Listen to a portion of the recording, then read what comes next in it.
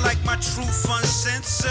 Yeah, he's like Seattle's 12th man. He really gets that team going and that crowd going. So don't take him all the way away. Right. He doesn't bother me to that degree, but he might have to just sit your ass down every now and again.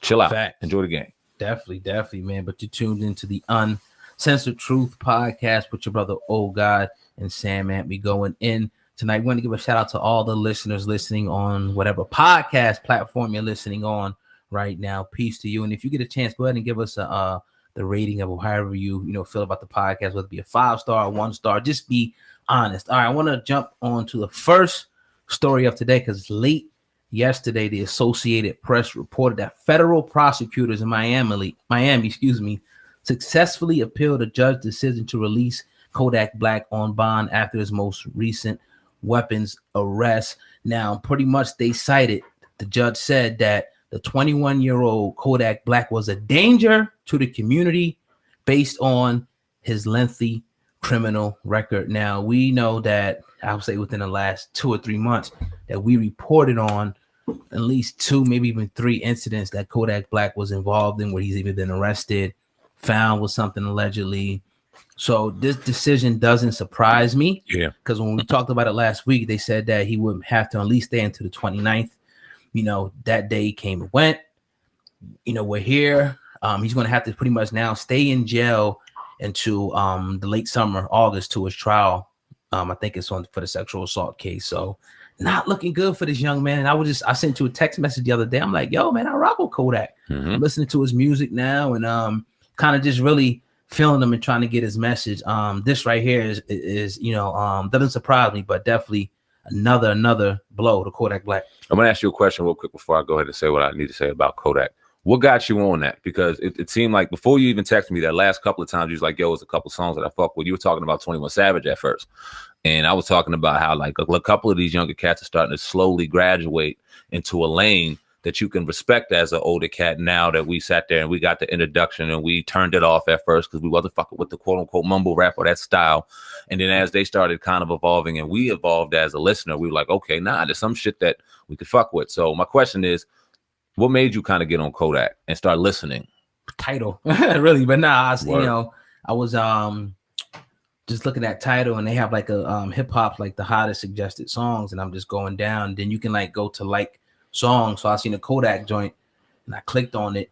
I can't remember the exact name. I'll find it in a second in my phone, and I think it's Calling My Spirit. That's the name of the song. I put that song on.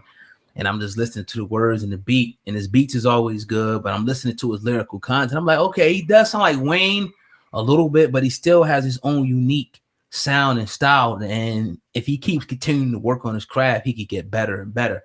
And even though some of the stuff is, what he's saying is kind of mumble-ish, he still has a message in what he's saying. And I think he's one of the deeper guys, even though it might not come out when he talks.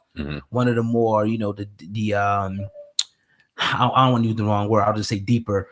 I know people are gonna rip me if I go there with that. Right. But one of the guys that I think has the most room for improvement out of these younger guys. This is why I was frustrated in looking at a young man make mistakes and not having an OG put their arm around him and kind of check him the right way because of the talent that came beneath him. Because you see, and in the comments they get on, oh, he's whack, he's this, he's that. Those are people, and those were us. I can honestly say, I thought, and I've said 21 Savage was whack. I said Kodak Black was whack early on, getting introduced to these cats, not understanding, not really adapting to their style of music, and them not really giving me any substance to really go, oh, shit.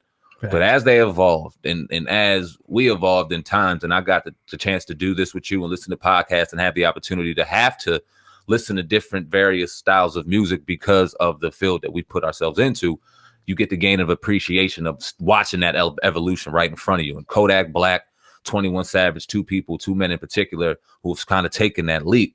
And he's only 21 years old. Yeah. So to see him do knucklehead shit, the shit obviously with Nipsey, and people jumped on a 21-year-old that made a bad mistake, but should have got checked a different way. And then you see all the stuff that he's involved in after that, before that. It's just like, man, you don't want to see him sit in a situation where he has to, or you don't want to see a judge say that he's a danger to society. But I would agree on saying he may be a little bit of a danger to himself right now, because with all this talent wrapped around him, it's nothing but negativity that drives him. And you know what? Has to stop. I gotta add this in because I was just kind of thinking about it, and it reminded me when you talk about how the young these guys are. As a guy I used to know, and what I can tell you is that the generation was just different.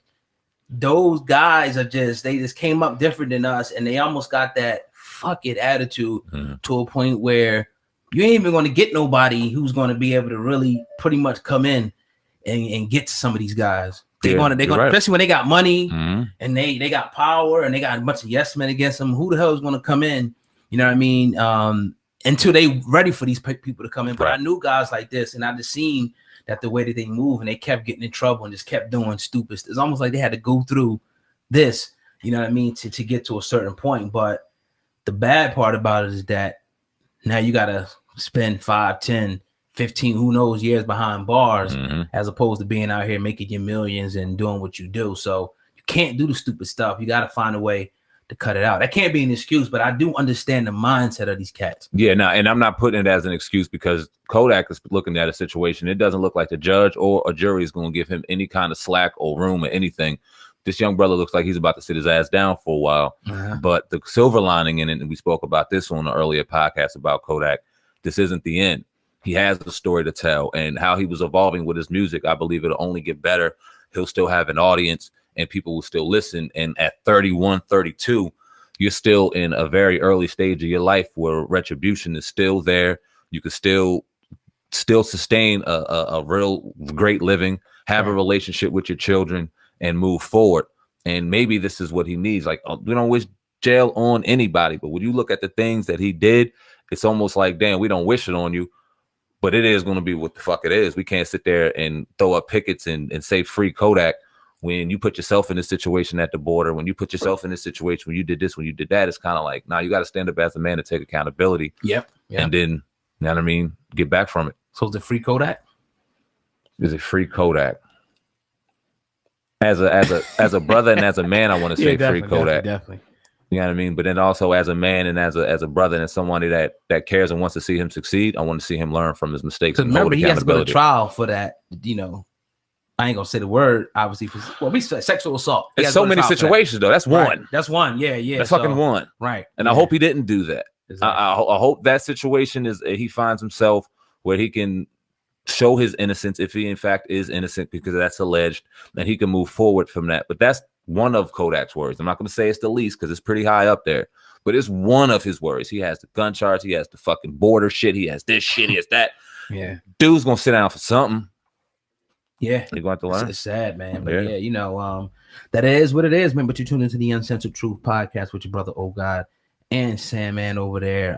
This next story, man, it seemed like probably every other week that we're talking about R. Kelly once again. Well, a new report came out that's pretty much saying that R. Kelly is now being charged with 11 new counts of sexual assault and abuse, according to this report. Now, the Cook County's State Attorney General's office is charging him with 5 counts of aggravated criminal sexual abuse, 4 counts of aggravated criminal sexual assault, and 2 counts of criminal sexual assault. And it's saying that this is from years back. And his lawyer also comes out and says, who is Steve Greenberg, that they'll figure out the defense once Kelly is arraigned. We'll see what the charges are and we'll proceed accordingly. He said, I know this much. These are old. These are allegations from years ago. And this is a statement from R. Kelly's attorney, Stephen Greenberg. SamAnt, what are your thoughts? We were just saying, man, just got to keep it real. Like, what else can we say about this? Like, we probably talked about this at least 20 different times here on a podcast. It's like, either get this dude, you know, proceed with this trial and put the evidence on the table and get to what's going to happen, because we kind of getting tired of talking about this. Oh God, I'm gonna be 100% real with you, man. If you sat back and all the times that we talked, if you asked me what he's charged with right now, I could not accurately tell you. It's so much shit. It's 30 sexual assault things here, 45 things here, 30 things. It's like, man, just get on with it already. It's only so much we can say. We've already talked about the thing ad nauseum. It's obvious that they are they're piling up a bunch of evidence to put this man away. I've seen that some women are also that allege that he did this are about to testify in front of the grand jury. So all hands on deck when it comes to R. Kelly. We will be here for the trial, giving you the play-by-play. But that being said, it's like, how much more can we regurgitate about this? And at this point, it looks crazy. And let me say this, oh God, because although we believe that some may be truthful, some may be not. And we don't know the...